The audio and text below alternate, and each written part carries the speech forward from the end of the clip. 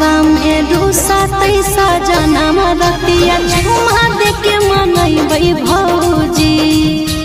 दिन हवा में रूसा तैसा जनम रतिया झुमा देके मनैबै भौजी।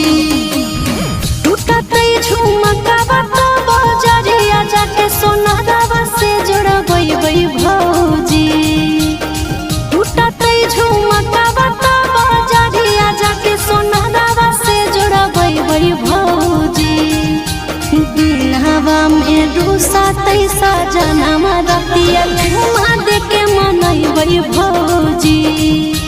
दिन हवा में रूसा तैसा जनम रतिया झुमा देके मनैबै भौजी।